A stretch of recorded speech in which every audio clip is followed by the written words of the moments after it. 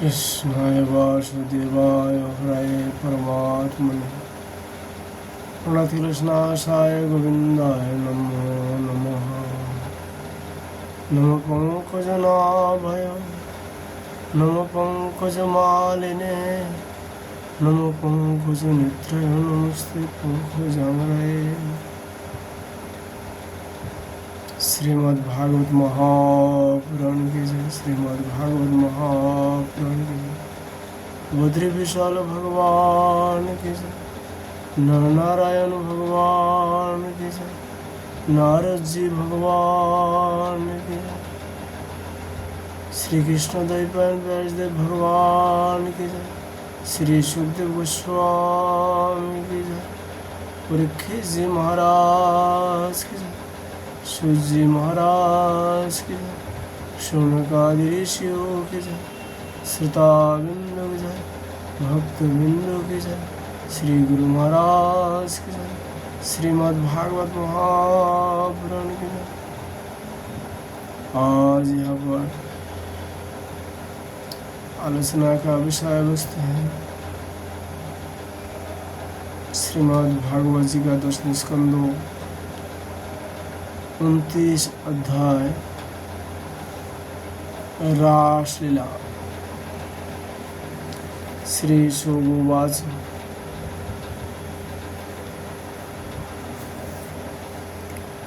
भगवानोऽपि रात्रे शरदतुल्यमल्लिका भिक्षुरन्तो मनश्चक्रे जुगमायामुपाश्रितः।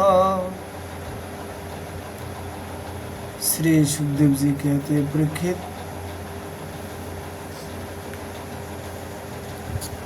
शरद ऋतु थे, उसके कारण बेला चमेली आदि सुगंधित पुष्पों खिलकर मोहक रहे थे। भगवान ने सिर हरण के समय गोपियों को जिन रात्रि का संकेत किया था वे सब की सब पुंजीभूत होकर एक ही रात्रि के रूप में उल्लासित तो हो रही थी। भगवान उन्हें देखकर दिव्य बनाया। गोपियाँ तो चाहती ही थी। अब भगवान ने भी अपनी अचिंत्य महाशक्ति जोगमाया के सहारे उन्हें निमित्त बनाकर रसमय रास क्रिया करने का संकल्प अपना होने पर भी उन्होंने अपने प्रेमियों को इच्छा पूर्ण करने के लिए मन शिकार किया।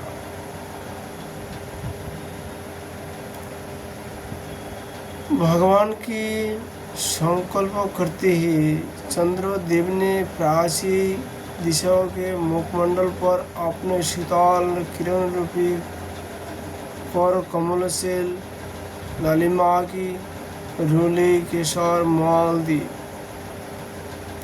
जैसे बहुत दिनों के बाद अपने प्राण प्रिया पत्नी के पास आकर उसके प्रियतम पति ने उसे आनंदित करने के लिए वैसे ही किया हो। इस प्रकार चंद्रदेव ने उदय होकर न केवल पूर्व दिशा का प्रत्युत संसार के समस्त साचार आचार प्राणियों का संताप जो दिन में शरतकालीन प्रखर सूर्य रोशनी के कारण बढ़ गया था दूर कर दिया। उस दिन चंद्रदेव का मंडल अखंड था। पूर्णिमा की रात्रि थी। वे नूतन किशोर के समान लाल लाल हो रहे थे। पूज संकोच मिश्रित अभिलाषाओं से युक्त जान पड़ते थे। उनका मुख मंडल लक्ष्मी जी के समान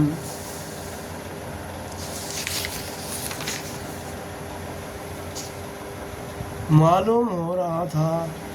उनकी कोमल किरण से सारा वन अनुराग के रंग में रंग गया था। वन के कोने कोने में उन्होंने अपनी चांदनी की द्वारा अमृत का समुद्र उड़ेल दिया था। भगवान श्री कृष्ण ने अपने दिव्य उज्ज्वल रस के उद्दीपन की पूरी सामग्री उनमें और उस वन की देखकर अपनी बांसुरी पर ब्रजों सुंदरियों के मन का हरण करने वाला काम बिजली की स्पष्ट एवं मधुर तान छेड़ी।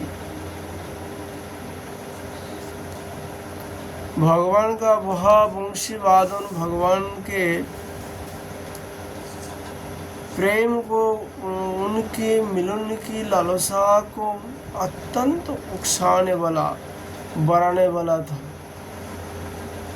यूं तो श्याम सुंदर ने पहले से ही गोपियों के मन को अपने वश में कर रखा था। अब तो उनके मन की सारी वस्तुएं भय, संकोच, धैर्य, मर्यादा आदि का वित्तिया विछीन ली। वंशी ध्वनि सुनते ही उनकी विचित्र गति हो गई। उन्होंने एक साथ साधना की और श्री कृष्ण को पति रूप में प्राप्त करने के लिए वे गोपियाँ भी एक दूसरे को सूचना न देकर, यहाँ तक कि एक दूसरे से अपनी चेष्टाओं को छिपाकर जहाँ वे थे वहाँ के लिए चल पड़ी। सुखदेव जी कहते, परीक्षित, वे इतनी बेहद से चली थी कि उनके कानों की कुंडल झोंके खा रहा था। वंशीध्वनि सुनकर जो गोपियाँ दूध धोई रही थी, वंशीध्वनि सुनकर गोपियाँ दूध दुहा रही थी, वे अत्यंत उत्सुकतावश दूध दुहाना छोड़कर चल पड़ी। जो चूल्हे पर दूध उठा रहे थे वे उपनाता हुआ दूध छोड़कर, और जो लपसी पका रही थी वे पकी हुई लपसी बिना उतारे ही जीव की तो छोड़कर चल दी। जो भोजन परस रहे थे वे परसाना छोड़कर जो छोटे छोटे बच्चों को दूध पिला रहे थे वे दूध पिलाना छोड़कर, जो पोतियों को सेवा शुश्रूषा कर रहे थे वे सेवा शुश्रूषा छोड़कर, और जो स्वयं भोजन कर रहे थे वे भोजन करना छोड़कर अपने कृष्ण प्यारे के पास चल पड़े। कोई कोई गोपियाँ अपने शरीर में अंगोराग, चंदन और आवटन लगा रही थी और कुछ आँख में अंजन लगाए रही थी। वे उन्हें छोड़कर तथा उल्टे पलटे वस्त्र धारण कर श्री कृष्ण के पास पहुँचने के लिए चल पड़ी। पिता और पतियों ने, भाई और जाति बंधुओं ने उन्हें रोका। उनकी मंगलमय प्रेम यात्रा में विघ्न डाला, परंतु वे इतनी मोहित हो गई थी कि रोकने पर भी न रोक सकी। रुकती कैसी? विश्व विमोहन श्री कृष्ण उनके प्राण, मान और आत्मा सब उसका अपहरण जो कर लिया था। सुखदेव जी कहते, परीक्षित, उस समय कुछ गोपियाँ घर के भीतर थी, उन्हें बाहर निकलने का मार्ग ही न मिला। तब उन्होंने अपने नेत्रों मोद ली और बुरी तन्मयता से श्री कृष्ण के सौंदर्य, माधुर्य और लीलाओं का ध्यान करने लगे। परीक्षित, अपने परम प्रियतम श्री कृष्ण के असहो विरह की तीव्र वेदना से उनके हृदय में इतना व्यथा, इतनी जलन हुई कि उनमें जो कुछ अशुभ संस्कारों का लेश मात्र अवशेष था वह भस्म हो गया। इसके बाद तुरंत ही ध्यान लग गया। ध्यान में उनके सामने भगवान श्री कृष्ण प्रकट हुए। उन्होंने मान ही मान बड़े प्रेम से बड़े आवेग से उनका आलिंगन किया। उस समय उन्हें इतनी शांति मिली कि उनके सब के सब पुण्य के संस्कार एक साथ ही क्षीण हो गए। परीक्षित,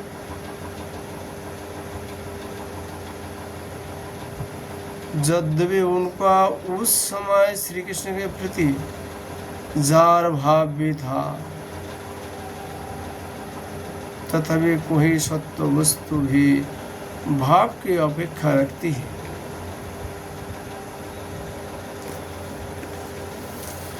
उन्होंने जिनका आलिंगन किया, चाहे किसी भी भाव से किया हो, वे स्वयं परमात्मा ही तो थे। इसलिए उन्होंने पाप और पुण्य रूप कर्मों के परिणाम से बनी हुई गुणमय शरीर का परित्याग कर दिया।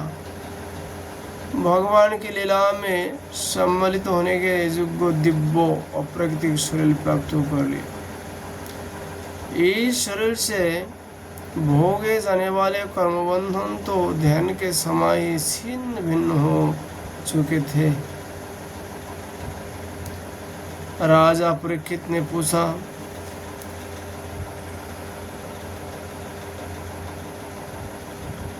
कृष्णं वेदो परं कांतं न तो ब्रह्मोतया मुने गुणो प्रवाह परमस्तासां गुणाधियां कथम। राजा परीक्षित जी ने सुखदेव जी के पास प्रश्न किया, भगवान गोपियाँ तो भगवान श्री कृष्ण को केवल अपना परम प्रियतम ही मानती थी, उनका उनमें ब्रह्म भाव नहीं था। इस प्रकार उनकी दृष्टि प्राकृतिक गुणों में ही आसक्ति दिखती है। इसलिए स्थिति में उनके लिए गुणों के प्रभाव रूप इस संसार की निवृत्ति कैसे संभव है।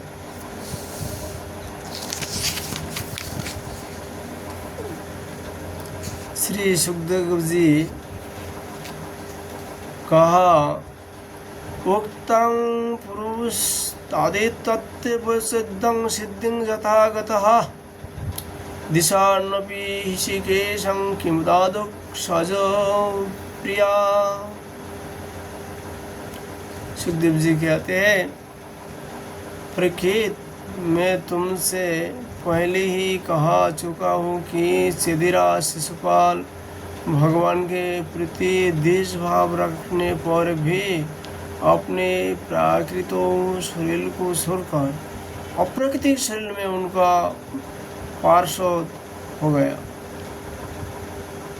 उसी स्थिति में जो समस्त प्रकृति और उसके गुण से अतीत भगवान श्री कृष्ण की प्यारी है और उनसे अनन्य प्रेम करती है, वे गोपियाँ उन्हें प्राप्त हो जाए, इसमें कौन सी आश्चर्य की बात है।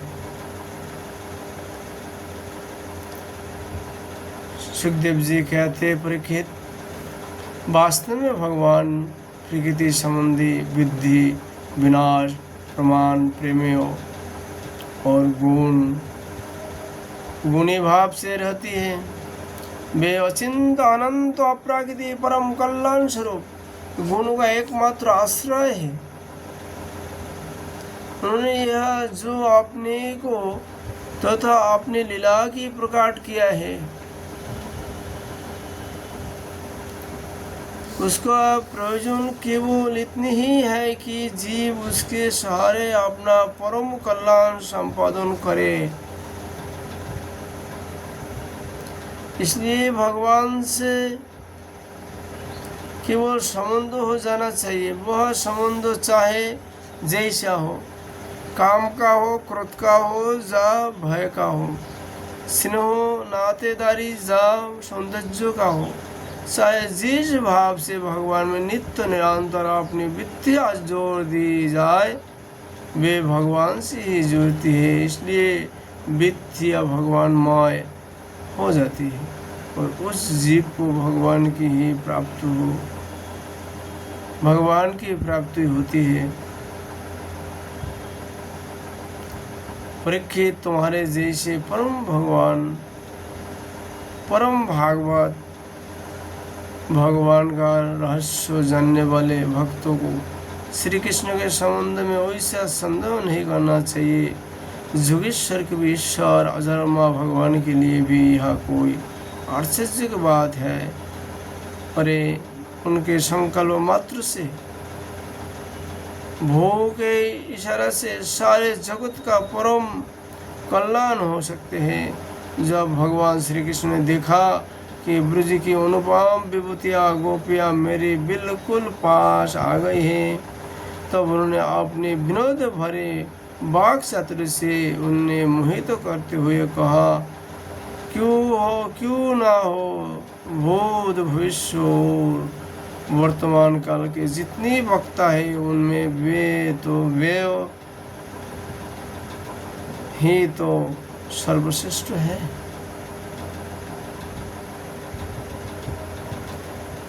भगवान श्री कृष्ण से और संसार में कौन वक्ता हो सकता है जिनका मुख से व्यक्त प्रकट हुआ है। भगवान उवाच स्वागतं वो महाभागा प्रियं किं करवाणि वा ब्रजस्य नामयं कुच्चिद्भूतगमन कारणम्। भगवान श्री कृष्ण जी ने कहा, महाभाग्यवती गोपियों, तुम्हारा स्वागत है। बतलाओ, तुम्हें प्रसन्न करने के लिए मैं कौन सा काम करूं? ब्रज में तो सब कुशल मंगल है ना। कहो, इस समय यहाँ आने की क्या आवश्यकता पड़ गई? सुंदरी गोपियों, रात का समय है, यह स्वयं बड़ा भया बना होता है और इसमें बड़े बड़े भया बने जीव जंतु इधर उधर घूमते रहती है। अतः तुम सब तुरंत ब्रज में लौट जाओ। रात के समय घोर जंगल में स्त्रियों को नहीं रुकना चाहिए। तुम्हें न देखकर तुम्हारे माँ बाप, पति पुत्र और भाई बंधु ढूंढ रहे होंगे, उन्हें भय में न डालो। तुम लोगों ने रंग बिरंग के पुष्प से लादे हुए इस वन की शोभा को देखा। पूर्ण चंद्रमा की कोमल रश्मियों से यहाँ रंगा हुआ है, मानो उन्होंने अपने हाथों चित्तकारी की हो और जमुना जी के जल के स्पर्श करके बहने वाले शीतल समीर की मंदो मंदो गति से हिलते हुए ये वृक्ष के पत्ते तो इस वन की शोभा को और भी बढ़ा रहे हैं। परंतु अब तो तुम लोगों ने यहाँ सब कुछ देख लिया। अब देर मत करो, शीघ्र से शीघ्र ब्रज में लौट जाओ। तुम लोग कुलीन स्त्री हो और स्वयं भी सती हो। जाओ, अपने पतियों की और सतियों की सेवा शुश्रूषा करो। देखो, तुम्हारे घर के नन्हे नन्हे बच्चे और गऊ के बछड़े रो रहा।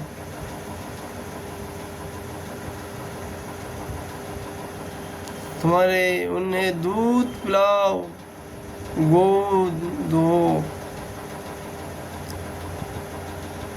अथवा यदि मेरे प्रेम से परवश होकर तुम लोग यहाँ आई हो तो इसमें कोई अनुचित बात नहीं हुई। यह तो तुम्हारे योग्य ही है, क्योंकि जगत की पशु पक्षी तक मुझ में प्रेम करते हैं, मुझ देखकर प्रसन्न होते हैं। कल्याणी गोपियों, स्त्रियों का परम धर्म यही है कि वे पति और उसके भाई बंधुओं की निष्कपट भाव से सेवा करे और संतान का पालन पोषण करे। जिन स्त्रियों को उत्तम लोक प्राप्त करने की अभिलाषा हो वे पातकी को छोड़कर और किसी भी प्रकार के पति का परित्याग न करे। भले ही वह बुरे स्वभाव वाला भाग्यहीन वृद्धों मूर्खों रोगी या निर्धन ही क्यों न हो। कुलीन स्त्रियों के लिए जार पुरुष की सेवा सब तरह से निंदनीय हो गई है। इससे उनका परलोक बिगड़ता है, स्वर्ग नहीं मिलता, इससे लोक में अवश्य ही होता है। हाँ, कुकर्मो सयांग तो अत्यंत तुच्छ क्षणिक ही है। इसमें प्रत्यक्ष वर्तमान में भी कष्ट ही कष्ट है। मोक्ष आदि की तो बात ही कौन करे। यह साक्षात परम भय नरोग आदि का हेतु है।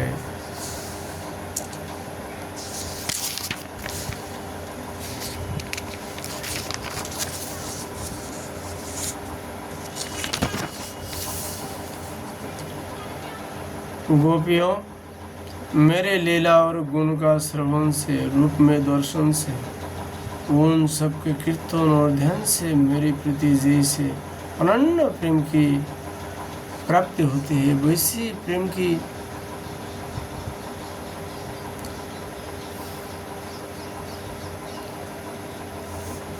प्राप्ति पास रहने से नहीं होती।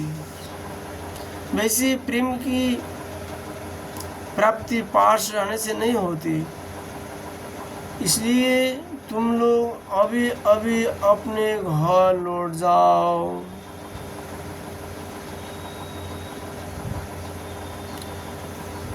श्री सुगुवासु एति विप्रमा कर्णं गोपं गोविंद भाषितम् विषण्ण भग्न संकल्प चिंता मापुर दुरात्मयम्। श्री सुखदेव गोस्वामी जी राजा परीक्षित से कहा, परीक्षित, भगवान श्री कृष्ण के यहाँ अप्रिय भाषण सुनकर गोपिया उदास खिन्न हो गई, उनकी आशा टूट गई। वे चिंता के अथाह एवं अपार समुद्र में डूबने उतरने लगी। उनके बिंब फल पाके हुए के समान लाल लाल अधूर सुख के कारण चलने वाली लंबी और गर्म सांसें सूख गए। उन्होंने अपने मुंह नीचे की ओर लटका लिए। वे पैर के नखों से धरती कूदने लगी। नेत्र से दुख के आंसू बहकर काजल के साथ वक्ष स्थल पर पुष्ने और वह लागी हुई किशोर की ध्वनि लगे। उनका हृदय दुख से इतना भर गया कि वे कुछ बोल न सकी, चुपचाप खाली रह गई। गोपियों ने अपने प्यारे श्याम सुंदर के लिए सारी कामनाएं, सारे भोग छोड़ दिए थे। श्री कृष्ण में उनका अनन्य अनुराग, परम प्रेम था। जब उन्होंने अपने प्रियतम श्री कृष्ण की यह निष्ठुरता से भरी बात सुनी, जो बड़ी ही अप्रिय सी मालूम हो रही थी, तो उन्हें बड़ा दुख हुआ। आंखें रोते रोते लाल हो गई, आंसू के मारे रुद गई। उन्होंने धीरज धारण करके अपनी आंखों के आंसू पूछे और फिर पुनः कोप के कारण वे गदगद वाणी से कहने लगी, मेवांग विवाहति भवान गोदितं निरशंसं संतजं सर्व विसर्जस्तव पादमूलम् भक्त भजसा ध्रुवग्रमा तेजस्मान् देवो यथा आदिपुरुष भजते मुमुक्षुन्। गोपियों ने कहा, प्यारे श्री कृष्ण, तुम घाट घाट बेबी हो,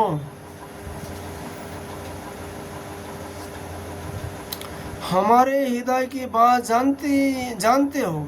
तुम्हें इस प्रकार निष्ठुरता भरे वचन नहीं कहनी चाहिए था।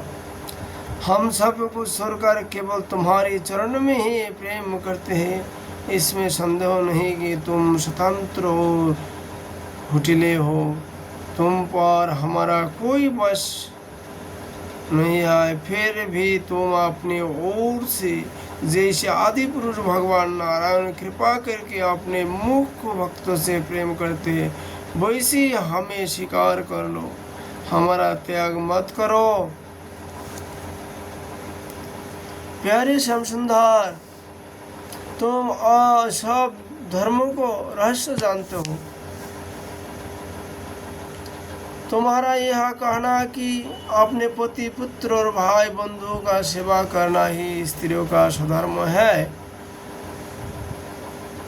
अक्षरश ठीक है, परंतु इस उपदेश के अनुसार हमें तुम्हारी ही सेवा करनी चाहिए, क्योंकि तुम्हारे सब उपदेशों के पद चरम लक्ष्य हो, साक्षात भगवान हो। तुम्हारे समस्त शरीरधारियों के शहीद हो, आत्मा हो और परम प्रियतम आत्मज्ञान में निपुण महापुरुष तुमसे ही प्रेम करते हैं, क्योंकि तुम नित्य प्रिय एवं अपने ही आत्मा हो। अनित्य एवं दुखात पति पुत्र आदि से क्यों प्रयोजन है। परमेश्वर, इसलिए हम पर प्रसन्न हो, कृपा करो। कमल नयन, चिरकाल से तुम्हारे प्रति पाली खुशी आशा अभिलाषाओं की लहलाती लता का छिदन मत करो। मनमोहन, अब तक हमारे चित्त घर के काम धंधे में लगता था, इसी से हमारे हाथ भी उनमें रमे हुए थे, परंतु तुमने हमारे देखते देखते हमारा वह चित्त लूट लिया। इसमें तुम्हें कोई कठिनाई भी नहीं उठानी पड़ी। तुम तो सुख स्वरूप हो ना, परंतु अब तो हमारे गोती मोती निराली ही हो गई है। हमारे ये पैर तुम्हारे चरण कमलों के छोड़कर एक पग भी हटने के लिए तैयार नहीं है, नहीं हट रहे हैं। फिर हम ब्रज में कैसे जाए, और यदि वह जाए तो भी करे क्या। प्राण वल्लभ, हमारे प्यार सखा, हमारे प्यारे सखा, तुम्हारी मंद मंद मधुर मुस्कान, प्रेम भरी चिदवान और मनोहर संगीत में हमारे हृदय की तुम्हारे प्रेम और मिलन की आग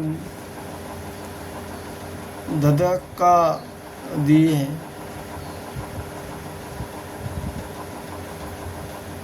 उसे तुम आपने अगर की रसधारा से बुझा दो, अधरों की रसधारा से बुझाई दो। निरंतर आग जल रहा है।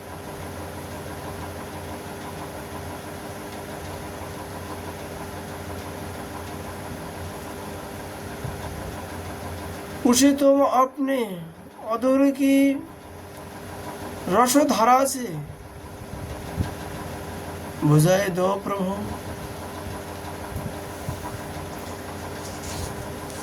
नहीं तो प्रियतमा, हम सच कहते हैं, तुम्हारे विरह व्यथा की आग से हम अपने अपने शरीर जलाए देंगे और ध्यान के द्वारा तुम्हारे चरणों कमल को प्राप्त करेगी। प्यारे कमल नयन, तुम वनवासियों के प्यारे हो और वे भी तुमसे बहुत प्रेम करते हैं। इसी से प्राय तुम उन्हीं के पास रहते हो। यहाँ तक कि तुम्हारे जिन चरणों कमलों की सेवा का अवसर स्वयं लक्ष्मी जी को भी ही मिलता है। उन्हीं चरणों का स्पर्श हमें प्राप्त हुआ जिस दिन यह सौभाग्य हमें मिला। और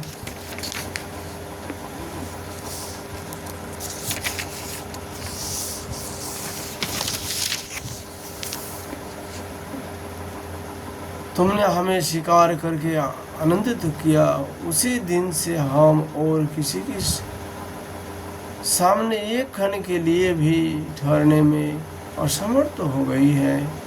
पति पुत्र आदि सेवा तो दूर रही, हमारे स्वामी जिन लक्ष्मी जी का कृपा कटक को प्राप्त करने के लिए बड़े बड़े देवता तपस्या करते रहते हैं, वही लक्ष्मी जी तुम्हारे मुख्य स्थल में बिना किसी की प्रतिद्वंदिता के स्थान प्राप्त कर लेने पर भी अपनी शोध तुलसी के साथ तुम्हारे चरणों की रस पाने की अभिलाषा किया करती है। अब तक के सभी भक्तों ने उस चरण कमल का सेवन किया है, उनके समान हम भी तुम्हारी उसी चरण रस की शरण में आई है। भगवान अब तक जिसने भी तुम्हारे चरणों की शरण में आई है, उसके सारे कष्ट तुमने मिटाई दिए हैं। अब तुम हम पर कृपा करो, हमें भी अपने प्रसाद का भाजन बनाओ। हम तुम्हारी सेवा करने की आशा अभिलाषा से घर गांव कुटुंब और सब कुछ छोड़कर तुम्हारे जुगाल चरणों की शरण में आई है। प्रियतम, वह तो तुम्हारी आराधना के लिए अवकाश ही नहीं है। पुरुष भूषण पुरुषोत्तम, तुम्हारी मधुर मुस्कान और चारों चितवन ने हमारे हृदय की प्रेम की मिलन की आकांक्षा की आग धधक दिए हैं। हमारे रोम रोम उससे जल रहा है। तुम हमें अपनी दासी के रूप में स्वीकार कर लो। हम अपनी सेवा का अवसर दो। प्रियतम, तुम्हारा सुंदर मुख कमल जिस पर घुंघराली अलौकी झलक रही है, तुम्हारे ये कमनीय कपोल जिन पर सुंदर सुंदर कुंडल अपना अनंत सौंदर्य बिखर रहे हैं, तुम्हारी ये मधुर अधूर जिनकी सुधा को भी लजाने वाली है, तुम्हारी यह नयन मनोहारी सिद्धवान जो मंद मंद मुस्कान से उल्लासित हो रहा है, तुम्हारी ये दोनों भुजाएं जो शरणागत को अभय दान देने में अत्यंत उदार है, और तुम्हारा यह वक्ष स्थल जो लक्ष्मी जी का सौंदर्य के एकमात्र देवी का नित्य क्रिया स्थल है, देखकर हम सब तुम्हारी दासी हो गई है। प्यारे श्याम सुंदर, तीनों लोग में भी और ऐसा कौन सी स्त्री है जो मधुर मधुर पद और आरोह अवरोह क्रम से विविध प्रकार की मूर्छनाओं से युक्त तुम्हारी वंशी की बात, वंशी की तान सुनकर तथा इस तिलक सुंदर मोहिनी मूर्तियों को जो अपने एक बूंद सौंदर्य से तिलकों को सौंदर्य का दान करती है, वे जिसे देखकर गो पक्ष वृक्ष और हरिण भी रोमांचित हो। पुलाकित तो हो जाती है। अपने नेत्र से निहार कर आश्चर्य मर्यादा से विशालित तो ना हो जाए। कुल कान और लुक लज्जा के त्याग कर तुम में अनुरक्त तो ना हो जाए। हमसे यह बात छिपाई नहीं है कि जैसे भगवान नारायण देवताओं को रक्षा करते हैं, वैसे ही तुम ब्रजमंडल का भय और दुख को मिटाने के लिए ही प्रकट हुए हो। और यह भी स्पष्ट ही है कि दीन दुखियों पर तुम्हारा बड़ा प्रेम, बड़ा कृपा है। प्रियतम, हम भी बड़ी दुखिनी हैं। तुम्हारे मिलने की आकांक्षा की आग से हमारा वक्षस्थल जल रहा है। तुम अपने इन दासियों के वक्षस्थल और सिर पर अपने कोमल कर कोमल रख कर इन्हें अपना लो, हमें जीवन दान दो। सुखदेव कहते हैं, एते विकलाभेतं तासं श्रुता जोगेश्वरेश्वर प्रश्न सदयं गोपीरात्म राम अपुरिरमा। सुखदेव गोस्वामी जी राजा परीक्षित से कहा, परीक्षित, भगवान श्री कृष्ण सनकादि योगियों और शिवादि योगेश्वरों के भी ईश्वर है। जब उन्होंने गोपियों की व्यथा और व्याकुलता से भरी वाणी सुनी तब उनका हृदय दया से भर गया। वो यद्यपि वे आत्मा राम है, अपने आप में ही भ्रमण करते रहते हैं। उन्हें अपने अतिरिक्त और किसी भी बाह्य वस्तु की अपेक्षा नहीं है। फिर भी उन्होंने हंसकर उनके साथ क्रिया प्रारंभ की। भगवान श्री कृष्ण ने अपने भाव भंगे और चेष्टाएं गोपियों के अनुकूल कर दिए। फिर भी वे अपने स्वरूप जीव की हुई एक रस स्थिति थे, अच्युत थे। और वे खुलकर हंसते तब उनके उज्जवल उज्जवल दांत मुख कुंडल की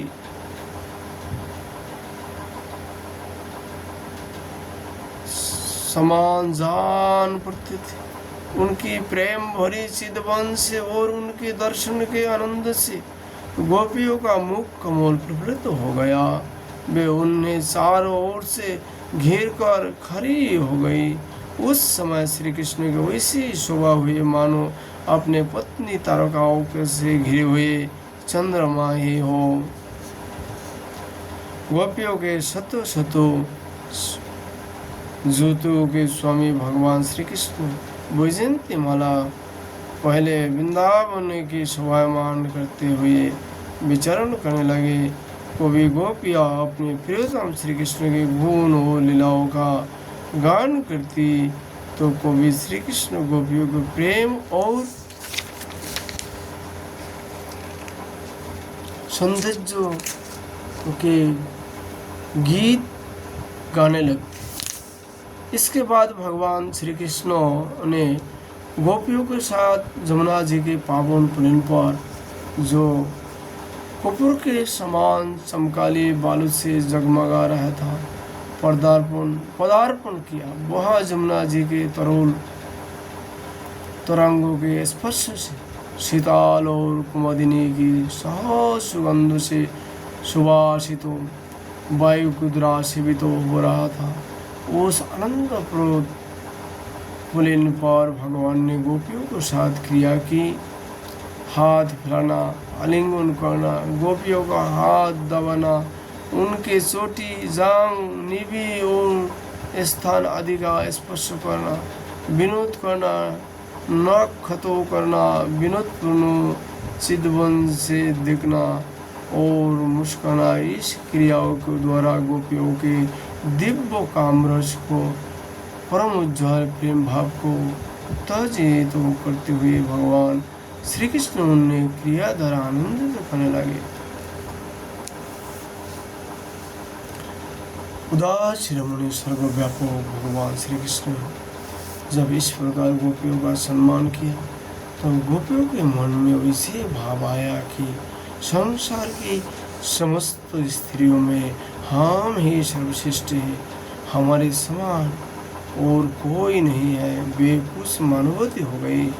जब भगवान ने देखा कि उन्हें तो अपने स्व का कुछ गर्व हो गया और अवमान भी करने लगी है, तब वे उनका गर्व शांत करने के लिए तथा उनका मान दूर करने कर प्रसन्न करने के लिए वही उनके बीच में ही अंतर्धान हो गए। इति श्रीमद्भागवते महापुराणे पारमहंस्यां संहितायां दशम स्कन्धे प्रवर्ते भगवतो रासक्रीया वर्णनं नाम 31 अध्याय।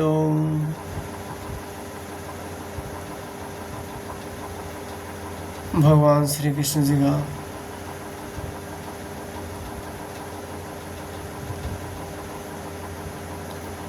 रास क्रिया प्रारंभ हुआ। आज हम लोग जातकिंचित इनका आलोचना किया। राधा माधव जी का कृपा होने पर फिर हम लोग